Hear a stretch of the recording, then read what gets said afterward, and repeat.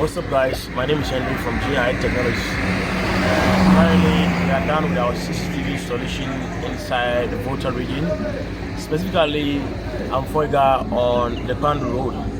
We did 10 cameras for our customers, even though we bought 16-channel CCTV system. Now, what is going to happen is that in the future, the customer can add up more cameras. So the cameras that we install are IP cameras. Now these cameras are what we call audio. What that means is that in the evening or during the day, if somebody speaks, you can actually hear the person. Now it also comes with what we call full color.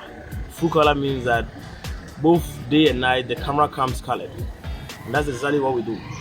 What we are doing is that we are avoiding a situation whereby the camera cannot see well when there's low light. So whether there's high light or low light, the camera sees very well and it's able to detect and deter criminals. Now we are in Accra, Kumasi, Tamale, Cape Coast, and now we are in Volta region.